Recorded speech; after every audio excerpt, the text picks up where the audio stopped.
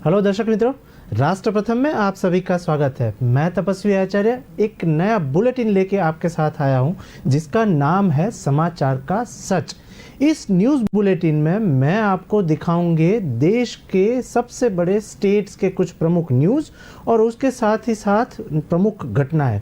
ये जो news bulletin हम लोग जो बना रहे हैं उसमें जो न्यूज़ जो बना रहे हैं उसमें आपको जो न्यूज़पेपर ने जो आपको न्यूज़ दिखाया हुआ है, जो न्यूज़ पोर्टल ने आपको जो न्यूज़ दिखाया हुआ है, उसके ऊपर हम लोग थोड़ा बहुत एनालिसिस करेंगे और आपको दिखाएंगे समाचार का सच। तो सबसे पहले न्यूज़ हम लोग देखने के ट्राई करते हैं कि सबसे पहले जो न्यूज़ सामने आया हुआ है उसमें देश की एक सबसे बड़ी न्यूज़ सामने आई हुई है। उसमें अब तक का सबसे बड़ा न्यूज़ जांच अभियान वाला एक न्यूज़ आया हुआ है। पीएफआई के कई ठिकानों पर एनआईए और ईडी की छापेमारी हुई है। 100 से अधिक कैडर गिरफ्तार हुए हैं और एनआईए के अधिकारी डिंडीगुल जिले में पीएफआई के कार्यालय पर छापेमारी की गई है। पीएफआई के 50 से ज़्यादा वहां पर जगहों पर छापेमारी स्टार्ट हुई है और एनआईए की छापेमारी के खिलाफ पार्टी कार्यालय के बाहर भी एक सबसे बड़ा प्रदर्शन हो रहा है। क्या है वो डिटेल, उसके बारे में थोड़ा बहुत गौर फरमाइएगा। तो डिटेल कुछ ऐसी सामने आई है कि राष्ट्रीय अन्वेषण अभिकरण और प्रवर्तन निर्देशालय ने 10 राज्यों में आतंकी वित्त पोषण में कथित तौर पर शामिल संदिग्धों के ठिकानों पर एक छापेमारी जारी की है। वो क्या छापेमारी है और कौन कौन सी जगह पे छापेमारी हुई है उसकी विविध न्यूज़पेपरों ने एक डिटेल दी है, जिसमें सबसे पहले टाइम्स नाउ ने और टाइम्स ऑफ इंडिया ने एक डिटेल दी है कि अधिकारियों ने यह जानकारी दी। उन्होंने बताया कि छापेमारी के दौरान एनआईए और ईडी ने आतंकियों का कथित तौर पर समर्थन करने के आरोप में popular front of India PFI के लगभग 100 कार्यकर्ताओं को वहां पर हिरासत में लिया हुआ है और साथ ही में अधिकारियों के मुताबिक छापेमारी मुख्यतः दक्षिण भारत में की जा रही है और एनआईए ने इस अब तक का सबसे बड़ा छापा जांच किया हुआ है, छापा मारा हुआ है। डिटेल ऐसी है कि एनआईए ने कहा कि आतंकवादियों को कथित तौर पर धन मुहैया कराना, उसके लिए प्रशिक्षण की व्यवस्था करना और लोगों को प्रतिबंधित संगठनों के साथ जुड़ने के लिए बरगरन लोगों को शामिल व्यक्तियों के परिसरों पर छापे मारे अभी जारी है। डिटेल ऐसी है कि अधिकारियों के अनुसार छापेमारी 10 राज्यों में की जा रही है और इस दौरान पीएफआई के शीर्ष नेता सहित लगभग 100 कार्यकर्ताओं को हिरासत में भी ले गया है। डिटेल कुछ ऐसी सामने आई है कि पीएफआई ने एक बयान जारी करके कहा कि पीएफआई के राष्ट्रीय, राज्य स्तरीय और स्थानीय नेताओं के घरों पर छापेमारी अभी की जा रही है और राज्य समिति कार्यालय पर भी छापेमारी अभी शुरू है। डिटेल ऐसी सामने आई है कि पीएफआई ने कहा कि हम विरोध की आवाज़ को दबाने के लिए फांसीवादी शासन द्वारा केंद्रीय एजेंसियों का दुरुपयोग की जाने पर एक कड़ा विरोध करते हैं। ऐसी भी डिटेल सामने आई है। अब देखना यह रहेगा कि अवैध संपत्ति और अवैध डिटेल किसके साथ सामने आती है और उसमें प्रशासक क्या कार्यवाही करते हैं। अब चलते हैं अपन दूसरे न्यूज़ की ओर और चलते हैं राजस्थान की ओर। तो राजस्थान में अभी सबसे बड़ा जो नेताओं का, पार्टियों का और सबसे बड़ा स्टेटमेंट सामने आ रहा है, उसमें दैनिक भास्कर कुछ डिटेल ऐसी दे रहा है कि वहां पर अध्यक्ष बनना है तो छोड़ना पड़ेगा सीएम पद। दैनिक भास्कर ने ऐसा एक हेडिंग दिया न्यूज़पेपर पे और फ्रंट पेज पे ये न्यूज़ को स्थान दिया। क्या है यह डिटेल और किसको छोड़ना पड़ेगा सीएम पद, उसकी डिटेल समझे तो राजस्थान का ये सबसे बड़ा न्यूज़ माना जाता है। 12 घंटे में ये न्यूज़ सबसे बड़ी वायरल हुई है सोशल मीडिया पे। तो दैनिक भास्कर ने कुछ ऐसा लिखा है, मैं पढ़ूंगा कि बीते थर्सडे और वेडनेसडे को अशोक गहलोत दिल्ली दौरे पर थे और जहां मीडिया से रूबरू होते हुए कहा था कि एक व्यक्ति मंत्री भी रह सकता है और कांग्रेस अध्यक्ष भी चुन सकते हैं। तो डिटेल ऐसी सामने आई है कि वहां पर सबसे बड़ा अशोक गहलोत ने एक स्टेटमेंट सामने दिया और अब दिग्विजय सिंह ने भी यह साफ कहा है कि हमने उदयपुर सम्मेलन में ही यह तय कर लिया था कि एक व्यक्ति एक पद ही होगा। तो इस तरीके से आमने सामने पलटवार हो रहा है स्टेटमेंट में। तो क्या स्टेटमेंट सामने आया हुआ है कांग्रेस के नेताओं द्वारा, वो हम लोग डिटेल पढ़े तो कांग्रेस प्रेसिडेंट इलेक्शन के बारे में एक सबसे बड़ी डिटेल सामने आई, वो आई है कि कांग्रेस अध्यक्ष पद के चुनाव स्थिति साफ नहीं हो पा रही है अभी। तो वहीं पर राहुल गांधी इस बार अध्यक्ष पद के लिए इनकार करते दिख रहे हैं। डिटेल कुछ ऐसी सामने आई है कि वहीं पर अशोक गहलोत और शशि थरूर ने भी अपनी अपनी दावेदारी पेश की है वहीं पर। और इस बीच कांग्रेस के वरिष्ठ नेता दिग्विजय सिंह ने भी इस मामले पर एक सबसे बड़ा बयान दिया हुआ है। क्या उन्होंने स्टेटमेंट दिया है और क्या उन्होंने ट्विटर पे भी एक स्टेटमेंट दिया हुआ है वो समझे, तो वहां पर उन्होंने यह साफ कहा है कि हमने उदयपुर में हुए सम्मेलन में ही यह तय कर लिया था कि एक आदमी एक ही पद पर रह सकता है, फिर भी ऐसी बयानबाजी हो रही है। तो साथ ही उन्होंने कहा कि पार्टी अध्यक्ष के लिए कोई भी चुनाव लड़ सकता है और चुनाव में उतर सकते हैं दिग्विजय सिंह। वहां पर एक डिटेल सामने भी आई है कि दिग्विजय सिंह भी सामने चुनाव में उतर सकते हैं। और वहीं पर उन्होंने कहा कि अगर अशोक गहलोत अध्यक्ष पद के लिए पर्चा भरते हैं तो उन्हें राजस्थान के मुख्यमंत्री पद वहां पर छोड़ना पड़ेगा। अशोक गहलोत को मुख्यमंत्री पद वहां पर राजस्थान में छोड़ना पड़ेगा, ऐसी दिग्विजय सिंह ने वहां पर मांग की है। उसके साथ ही साथ मीडिया से बात करते हुए उन्होंने ये भी कहा कि पार्टी में गांधी परिवार से बाहर के लोगों को अध्यक्ष पद दे रहे हैं तो किस बलबूते पर दे रहे हैं वो भी एक चेक करना होगा। जब दिग्विजय सिंह ने चुनाव में उतरने का सवाल पूछा गया तो उन्होंने कहा कि देखते हैं क्या पार्टी निर्णय ले रही है। सबको चुनाव लड़ने का एक अधिकार है और आपको 30 सितंबर तक सब कुछ पता चल जाएगा, ऐसा भी एक स्टेटमेंट सामने आया हुआ है। डिटेल एक राहुल गांधी की जो सामने आई है और दैनिक भास्कर ने जो स्टेटमेंट लिखा हुआ है, न्यूज़ लिखा हुआ है, उसके ऊपर हम लोग थोड़ा बहुत देखने का प्रयत्न करें तो राहुल गांधी ने मन बना लिया है तो बदलना अब मुश्किल भी है, ऐसी एक डिटेल सामने आई है। जब मीडिया से उनसे राहुल गांधी पर सवाल पूछा तो उन्होंने यह साफ करते हुए कहा कि जितनी जानकारी मेरे पास है उसके अनुसार राहुल गांधी इस बार अध्यक्ष नहीं बनना चाहते हैं। दिग्विजय सिंह ने एक ऐसा स्टेटमेंट दिया और डिटेल कुछ ऐसी वो बोले कि और वो चुनाव से अलग रहने का मन भी बना चुके हैं, ऐसा डिटेल सामने आया हुआ है दैनिक भास्कर का। उस बीच दैनिक जागरण जो लिख रहा है, ऐसा लिख रहा है कि ऐसे में अगर उन्होंने मीन्स राहुल गांधी ने मन बना लिया है तो उससे बदल पाना बहुत ही मुश्किल होगा, ऐसा स्टेटमेंट राजस्थान और वहां पर कांग्रेस के नेता चुनाव में वहां पर ये ड्यूअल स्टेटमेंट सामने आया हुआ है। इसके बाद हम लोग चलते हैं गुजरात की ओर। गुजरात की एक सबसे बड़ी न्यूज़ जो सामने आई हुई है वो हमारे बड़ा प्रधान नरेंद्र मोदी की न्यूज़ सामने आई हुई है और वो सबसे बड़ी अब तक की 12 घंटे की न्यूज़ जो वायरल हुई है वो है।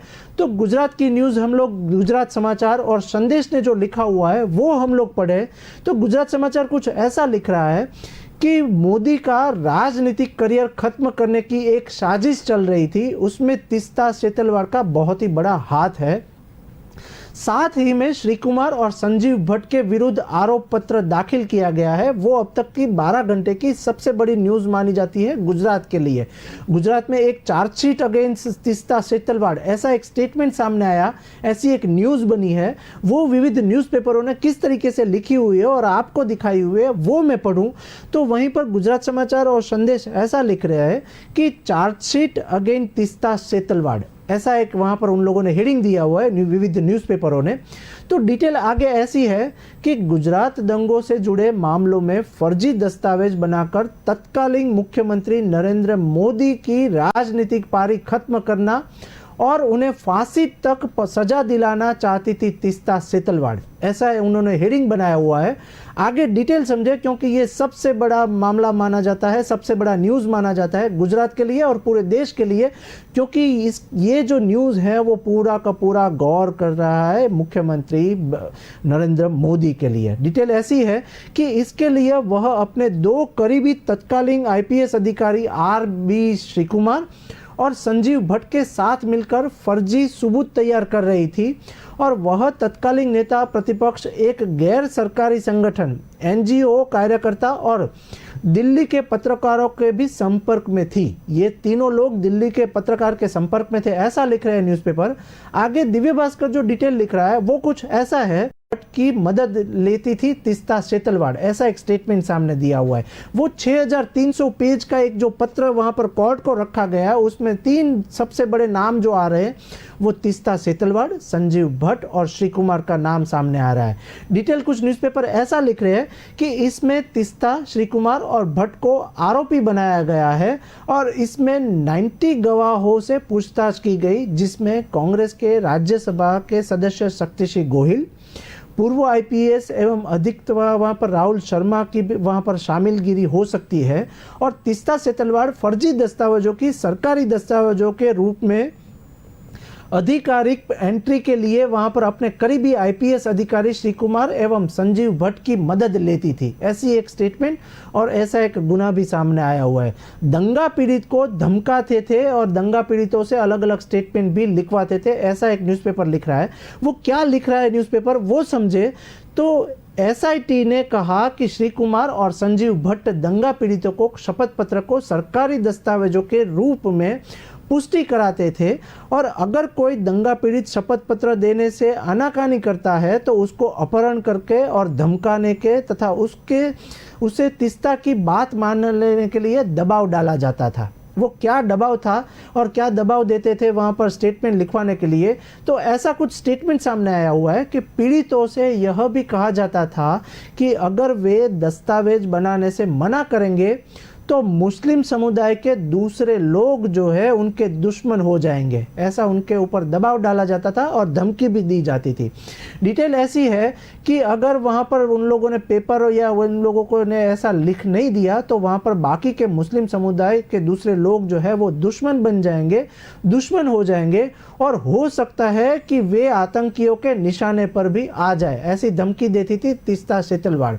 पीड़ितों के नाम पर चंदा वो साथ में जुटाती थी।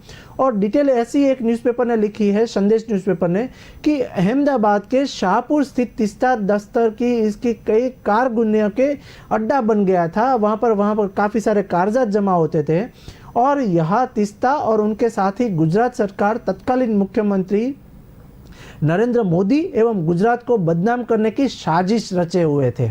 और डिटेल कुछ ऐसी है कि दंगा पीड़ितों के फोटो व वीडियो के जरिए देश विदेश से चंदा जुटाने का काम वहां पर होता था उसकी ऑफिस से, और शपथ पत्र पर अंग्रेजी में तैयार होते थे जिसे पीड़ित पढ़ नहीं सकते थे। ऐसा भी एक स्टेटमेंट 6300 पेज में कोर्ट में दाखिल हुआ है। कोई उससे आनाकानी करे तो उसको बताया जाता था कि इससे नरेंद्र मोदी का ही फायदा होगा, इस तरीके से उनको झूठ बोल के माफीनामा और पत्र लिखवाया जाता था। अब बात ये आई है कि भट्ट ने दिल्ली के पत्रकार से पूछा कि पैकेट मिल गया, ऐसा भी एक न्यूज़पेपर ने बॉक्स बना के स्टेटमेंट सामने दिया हुआ है लास्ट पेज के ऊपर। क्या वो लास्ट पेज पे न्यूज़ है वो पढ़े तो ऐसा लिखा है कि आरोप पत्र में तीस्ता की ओर से गुजरात के तत्कालीन नेता विपक्ष को मेल करने का भी उल्लेख किया गया है। और वो क्या उल्लेख है वो समझे तो एक न्यूज़पेपर ऐसा लिख रहा है कि इसके अलावा दिल्ली के कई नामी पत्रकारों, गैर सरकारी संगठनों के कार्यकर्ता भी इनके संपर्क में थे और हिरासत में मौत के मामले में जेल में बंद पूर्व आईपीएस संजीव भट्ट ने दिल्ली के एक बड़े पत्रकार को मेल करके पूछकर बताया था कि उन्हें वह पैकेट मिल गया है या नहीं। क्या इस पत्रकार को भी पूछताछ के लिए वहां पर बुलाया जाएगा, ऐसा भी विविध न्यूज़पेपरों ने क्वेश्चन मार्क करके ये न्यूज़ को आपको दिखाया हुआ है। अब देखना ये रहेगा कि इसके ऊपर कोर्ट क्या ज़्यादा कार्यवाही करती है और ये जो 3 आरोपी माने जाते हैं उसके ऊपर सबसे बड़ा क्या आरोप लगाया जाता है। बाकी की डिटेल हम लोग समझे उससे पहले हम लोग बात करते हैं चौथे न्यूज़ की तरफ, क्योंकि जो सबसे बड़ी न्यूज़ झारखंड से जो आ रही है वो चौथी न्यूज़ सबसे बड़ी वायरल हुई है, उसके ऊपर हम लोग समझे तो वहां का एक सबसे बड़ा न्यूज़पेपर माना जाता है डीएनए और एक इंडिया न्यूज़ पोर्टल है वहां पर। तो उन्होंने जो न्यूज़ लिखी है पोर्टल पे उसमें सबसे बड़ा रांची का मुद्दा सामने आया हुआ है। पंकज मिश्रा ने मनी लॉन्ड्रिंग से बनाई 42 करोड़ की संपत्ति, ऐसी एक न्यूज़ सामने आई हुई है रांची की। वो रांची की क्या न्यूज़ है वो हम लोग पढ़े तो डिटेल कुछ ऐसी है कि सीएम का विधायक प्रतिनिधि होने का लेता था फायदा और पंकज मिश्रा ने मनी लॉन्ड्रिंग के सहारे 42 करोड़ रुपए की संपत्ति अर्जित की है, ऐसा एक न्यूज़ पोर्टल ने न्यूज़ दिया हुआ है। क्या है वो न्यूज़, क्योंकि अब तक का ये सबसे बड़ा न्यूज़ माना जाता है और 42,000 करोड़ रुपीस की वहाँ पर संपत्ति अर्जित की है, ऐसी एक न्यूज़ सामने आई है। तो वो डिटेल समझे तो एक न्यूज़पेपर ऐसा लिख रहा है वहाँ पर कि वह सीएम का विधायक प्रतिनिधि होने का सबसे बड़ा फायदा उठा रहा था और वो इसका राजनीतिक आनंद भी लेता था, ऐसी एक हेडलाइन सामने बनी हुई है। और ईडी ने इन तथ्यों का उल्लेख किया हुआ है कि रांची साहिबगंज में अवैध खनन का एक मामला सामने आया हुआ है, उस मामला 1,000 करोड़ रुपए से अधिक का है, ऐसा एक न्यूज़पेपर ने डिटेल दिया हुआ है, न्यूज़ दिया हुआ है। उसमें पंकज मिश्रा द्वारा मनी लॉन्ड्रिंग की सहारे अब तक का 42 करोड़ रुपए की संपत्ति वहां पर अर्जित करने का एक पता लगाया जा चुका है। और वो क्या है वो डिटेल लिखी है कि सीएम का विधायक प्रतिनिधि होने के कारण वह क्षेत्र में राजनीतिक दबदबा का वो आनंद लेता था और वो अवैध खनन से जुड़ी गतिविधियों को नियंत्रित करता था, ऐसी एक डिटेल लिखी है विविध न्यूज़पेपरों ने। तो डिटेल ऐसी है कि वो खनन से जुड़ी गतिविधियों को नियंत्रित करता था। ईडी ने इन तथ्यों का एक उल्लेख भी किया हुआ है। इसकी डिटेल समझे तो 3 के खिलाफ आरोप पत्र भी दायर किया गया है। क्या है वो आरोप, तो वहाँ पर ईडी ने क्या कार्यवाही की है, तो वो डिटेल समझे तो ईडी के अनुसार अवैध खनन से जुड़े मामले की जांच के लिए बहरवा थाने में दर्ज प्राथमिकी के अलावा अवैध खनन के इस सिलसिले में दर्ज कुछ प्राथमिकी को जांच के लिए वहां पर लाया गया। और वो कौन कौन से लोग थे उसकी डिटेल जो लिखी है कि उसके मामले की जांच के प्रथम चरण में अवैध खनन के इस मामले में 3 लोगों को वहां पर पंकज मिश्रा, बच्चू यादव और प्रेम प्रकाश को वहां पर पकड़ा गया है। और वो 3 लोगों को अब देखना यह है कि कौन कौन से स्टेटमेंट लिए जाते हैं। इन लोगों के खिलाफ पीएमएल के वहां पर विशेष न्यायाधीश की अदालत में आरोप पत्र दायर किया गया है और अब देखना यह होगा कि इनके ऊपर ये कार्यवाही क्या होती है। और 42 करोड़ रुपीस का वहां पर जो खनन हुआ है, वो 42 करोड़ रुपीस की अवैध संपत्ति जिसने बनाई है, उसके लिए क्या कार्यवाही होती है। अब दूसरे स्टेट की ओर चलते हैं और अब चलते हैं हम लोग दिल्ली में सबसे बड़ा क्या न्यूज़ है वो समझे तो हम लोग जो विविध न्यूज़पेपरों ने आपको जो न्यूज़ दिया हुआ है उसमें हम लोग थोड़ा बहुत जो एनालिसिस करते हैं और आपको दिखाते हैं समाचार का सच। तो दिल्ली में क्या न्यूज़ बना हुआ है और क्या घटना घटी है वो समझे तो वहाँ पर डीएनए न्यूज़पेपर और टाइम्स ऑफ इंडिया ने कुछ डिटेल लिखी है कि क्या है खबर दिल्ली की वो समझे। तो वहाँ पर टाइम्स नाउ के साथ एक डिटेल न्यूज़ आई है कि सीवर में हुई मौत को लेकर दिल्ली हाईकोर्ट काफ़ी सख्त हुई है और पुलिस और डीडी ने मांगा जवाब, ऐसे एक डिटेल सामने आई है। क्या है ये न्यूज़ दिल्ली की वो समझे तो दिल्ली उच्च न्यायालय ने वेडनेसडे को राष्ट्रीय राजधानी के एक सीवर में जहरीली गैस के कारण 2 लोगों की मौत हुई है, उसके मामले में दिल्ली पुलिस, डीडीए और राष्ट्रीय सफाई कर्मचारी आयोग, ऐसा वहां पर जवाब उन लोगों के पास से जवाब मांगा हुआ है। और क्या डिटेल बनी है, क्या घटना घटी है वो समझे तो मुख्य न्यायाधीश सतीश चंद्र शर्मा और न्यायमूर्ति सुब्रमण्यम के प्रसाद की पीठ की 11 सितंबर को एक समाचार रिपोर्ट्स के आधार पर स्वयं शुरू की गई जनहित याचिका पर एक सुनवाई कर रही थी। और वहीं पर एक डिटेल आई है कि बाहरी दिल्ली के मुंडनका इलाके में 9 सितंबर को एक सफाई कर्मचारी और एक सुरक्षा गार्ड की सीवर में जहरीली गैस के कारण एक मौत हो गई है और मौत हो गई थी। तो उसमें डिटेल ऐसी है कि पुलिस ने कहा था कि जब सफाई कर्मचारी सीवर साफ करने के लिए नीचे गए तो वह बेहोश हो गए और बेहोश हो गए थे और गार्ड ने उसे बचाने के लिए पीछा भी किया और वह भी बेहोश हो गया। डिटेल ऐसी सामने है, उसमें 2 लोगों की मृत्यु की भी वहां पर पुष्टि हुई है। तो क्या है डिटेल और समझे तो एक न्यूज़पेपर ने ऐसा लिखा है कि दोनों युवकों को अस्पताल में ले जाया गया जहां उन्हें मृत घोषित किया गया। डिटेल ऐसी है कि वो दोनों मृत जाहिर हुए और मृत घोषित हुए। उसके साथ उसके दौरान दिल्ली जल बोर्ड के वकील ने पीठ को बताया, मीन्स कोर्ट को बताया कि जिस इलाके में यह घटना हुई है वह दिल्ली विकास प्राधिकरण डीडीए के अंतर्गत आता है और यहाँ तक कि सफाई कर्मचारी भी डीडीए का कर्मचारी है और वो 2 लोगों की मौत हुई है। डीजेबी के वकील ने कहा कि यह मृतक के कानूनी वारसों को मुआवजे का भुगतान करने का एक हकदार नहीं है और यह उपयुक्त वहां पर प्राधिकार डीडीए होगा। और अब डिटेल क्या होती है वो देखें तो एमसीडी के वकील ने भी इस तरीके की दलील की कि वहां पर मामले में अदालत की सहायता के लिए न्याय मित्र नियुक्त किए जाए। और वरिष्ठ वहां पर अधिवक्ता वहां पर राजशेखर राव ने कहा कि दिल्ली पुलिस और उसके साथ एनसीएस के वहां पर भी याचिका पत्रकार पक्षकार बनाया जाए। अब देखना यह होगा कि इसके मामले में 2 लोगों की जो मौत हुई है उसमें क्या फैसला सुनाया जाता है।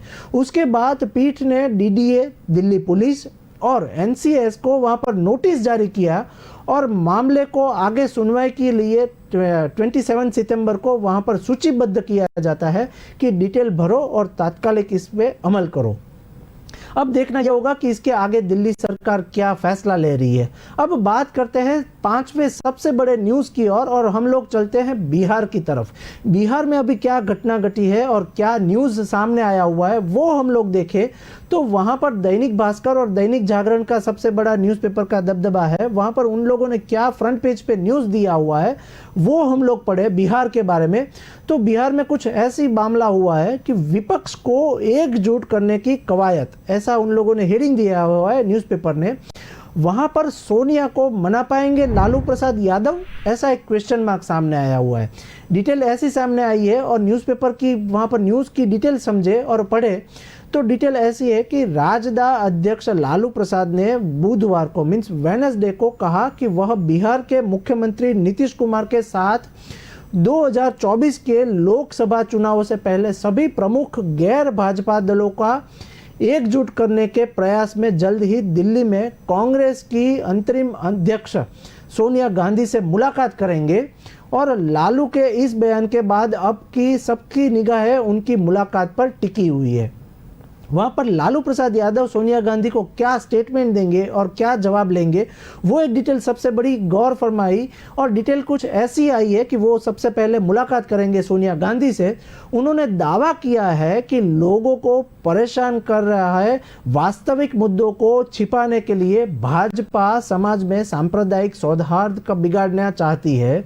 और मैं नीतीश कुमार, मैं मीन्स के लालू प्रसाद यादव नीतीश कुमार जी के साथ दिल्ली में सोनिया गांधी जी से मैं वहां पर मिलेंगे हम लोग और राहुल गांधी की पद यात्रा पूरी होने के बाद उनसे भी मैं मिलना चाहूंगा, ऐसा लालू प्रसाद यादव ने बोला। डिटेल कुछ ऐसी है कि अगले लोकसभा चुनाव में एकजुट विपक्ष भाजपा को सत्ता से बाहर कर देंगे, ऐसी डिटेल लिखी है न्यूज़पेपर ने। वहीं पर दैनिक भास्कर ने जो लिखा हुआ है वहां पर केंद्रीय गृह मंत्री अमित शाह के बिहार के सीमांचल इलाके में आगामी दौरा वहां पर जिक्र करते हुए कहा कि पूर्व मुख्यमंत्री ने कहा कि लोगों को सतर्क और सावधान रहने की वहां पर जरूरत है। डिटेल कुछ ऐसी आई है कि भाजपा नेता राज्य में विभिन्न समुदायों के लोगों को आपस में लड़ने के लिए वहां पर उकसा रहे हैं, ऐसा एक स्टेटमेंट दिया न्यूज़पेपरों ने। तो वो डिटेल क्या है वो समझे। तो वहीं पर केंद्रीय गृह मंत्री के इस दौरे को लेकर नीतीश जी ने भी काफ़ी सावधान है और नीतीश जी भी वहां पर काफ़ी सावधान रहने की डिटेल दे रहे हैं। डिटेल ऐसी है कि सीमांचल के क्षेत्र में मुस्लिम आबादी का भारी घनत्व है और वहीं पर अमित शाह 23 और 24 सितंबर को क्रमशः पूर्णतिया और किशनगंज जिलों में वहां पर दौरा कर रहे हैं और दौरे के लिए जाने वाले हैं, वहां पर सब लोगों से मिलने वाले हैं। तो वहीं पर रैलियों का भी वहां पर आह्वान हो रहा है, रैलियों का भी एक डिटेल सामने आ रहा है और रैली भी संबोधित करने वाले हैं अमित शाह। तो अब देखना ये होगा कि ये जो 2 नेता लोग हैं वो आमने सामने क्या बोल रहे हैं और किसकी जीत हो रही है। डिटेल कुछ ऐसी है कि पार्टी के प्रमुख रणनीतिकार माने जाने वाले अमित शाह की यह राज्य की पहली यात्रा है और डिटेल ऐसी है कि कोई राजनीतिक उथल पुथल में भाजपा की सत्ता वहां पर छीन ली है। डिटेल ऐसी है कि उनका एजेंडा समाज में सांप्रदायिक सद्भाव को बिगाड़ना है। वहां पर ये लोग ऐसा दावा कर रहे हैं और ऐसा वहां पर गुनहगारी की बात कर रहे हैं कि भाजपा नेताओं का एजेंडा समाज में सांप्रदायिक सद्भाव को वहां पर बिगाड़ना है और लोगों को वास्तविक मुद्दों पर बहस करने की अनुमति नहीं देना है। डिटेल ऐसी सामने है कि कई राजनीतिक दलों में बीजेपी के साथ समझौता किया है लेकिन मैंने ऐसा कभी नहीं किया, ऐसा लालू प्रसाद यादव बोल रहे हैं कि मैंने कभी भाजपा के साथ जुड़ाव नहीं किया है और मैं उनके साथ कभी समर्थन में नहीं रहा हूं। अब अमित शाह के दौरे के बाद महागठबंधन के लिए सहयोगियों ने सीमांचल क्षेत्र में कम से कम 3 रैलियों का वहाँ पर योजना बनाई है। अब देखना ये रहेगा कि रैलियों में कौन कौन लोग शामिल होते हैं और कौन से नेता वहाँ पर क्या भाषण दे रहे हैं। राजदा सुप्रीमो जिनकी तबीयत अभी ठीक नहीं है, उनके साथ मंच पर राजदा के राज्य के इकाई अध्यक्ष जगदानंद सिंह और उप मुख्यमंत्री तेजस्वी यादव और समाजवादी नेता शरद यादव भी वहां पर शामिल थे। अब देखना यह रहेगा कि लालू यादव के साथ क्या बयानबाजी हो रही है। आगे चलते हैं एक पंजाब असेंबली के लिए और पंजाब के वहाँ पर स्टेट के सभी न्यूज़ देखने की ट्राई करते हैं। तो अब हम चलते हैं पंजाब और वहाँ पर दिल्ली के बाद पंजाब की बात करें हम, तो वहाँ पर आपकी सरकार वहाँ पर कार्य कर रही है। आपकी सरकार वहाँ पर भगवंत मान सीएम बैठे हुए हैं, उसकी एक डिटेल सामने आई है, उसका एक टकराव सामने आया हुआ है। वहाँ पर पंजाब केसरी न्यूज़पेपर है, वो कुछ ऐसा लिख रहा है कि आप सरकार का राज्यपाल से टकराव, ऐसी एक डिटेल सामने आई है। वहाँ पर पंजाब केसरी न्यूज़पेपर है, वो कुछ ऐसा लिख रहे हैं कि विशेष सत्र में फंसा कानूनी पेच, ऐसा उन लोगों ने डिटेल दी है। वो क्या पेच हुआ है और किसके साथ टकराव हुआ है भगवंत मान का, वो डिटेल समझे तो दिल्ली में उपराज्यपाल के बाद आम आदमी पार्टी की सरकार के लिए पंजाब में राज्यपाल से एक टकराव हुआ है और हालात ऐसा पैदा हो गए कि वो दोनों सामने सामने आ गए। डिटेल ऐसी है कि दरअसल पंजाब के इतिहास में ये पहली बार हुआ कि अभूतपूर्व घटनाक्रम हुआ कि जिसमें राज्यपाल बनवारी लाल पुरोहित ने भगवंत मान सरकार को झटका देते हुए वहां पर 22 सितंबर को बुलाए गए विधानसभा के विशेष सत्र को दी गई मंजूरी वापस ले ली है। डिटेल ऐसी है और भगवंत मान के सामने ऐसी एक डिटेल सामने आई है कि यानी अब विशेष सत्र नहीं हो पाएगा, ऐसी भी डिटेल सामने आई है पंजाब के बाद। पंजाब की डिटेल समझे तो डिटेल ऐसी है कि इससे राज्य का सियासी माहौल गर्म हो गया और 2 नेता और वहां पर के जो अधिकारी हैं वो जो सामने आ गए। डिटेल ऐसी है कि विशेष सत्र की कानूनी पेच में फंस गया पूरा पंजाब स्टेट और पहली बार हुआ कि राज्यपाल ने सत्र को मंजूरी देकर वापस ले ली।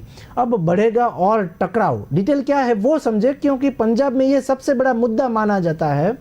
तो वहीं पर राज्यपाल ने इस मामले में additional solicitor general Satyapal Jain से एक राय ली थी और वो क्या राय ली थी वो समझे तो उसमें यह बात सामने आई कि सरकार को विश्वास मत हासिल करने के लिए विशेष सत्र बुलाने का एक कोई अधिकार नहीं है, ऐसा एक न्यूज़पेपर लिख रहा है। वो न्यूज़पेपर क्या लिखा है आगे डिटेल वो समझे तो राज्यपाल पुरोहित ने नेता प्रतिपक्ष प्रताप सिंह बाजवा, कांग्रेस विधायक सुखपाल सिंह खैबर, भारतीय जनता पार्टी के प्रदेश अध्यक्ष अश्विनी शर्मा आदि द्वारा भेजे गए पत्रों पर गौर करते हुआ कानूनी राय मांगी थी और वहीं पर मुख्यमंत्री भगवंत मान और राज्यसभा सांसद राघव चड्ढा ने भी ट्वीट करके राज्यपाल के फैसले पर सवाल उठाया था। अब देखना यह होगा कि वहां पर पंजाब में क्या सामने मामला आता है और भगवंत मान जो है वो क्या किस तरीके की डिटेल देते हैं। तो दर्शक मित्रों, ये था पूरे देश के प्रमुख स्टेट के प्रमुख न्यूज़। हम लोग ये समाचार के सच जो न्यूज़ आपको न्यूज़ बुलेटिन दिखाती है उसमें हम लोग विविध न्यूज़पेपरों ने जो आपको समाचार दिखाया होता है वो समाचार के ऊपर हम लोग थोड़ा बहुत एनालिसिस करते हैं और आपको दिखाते हैं समाचार का सच। कल फिर मिलेंगे, मुझे दीजिए रजा, नमस्कार।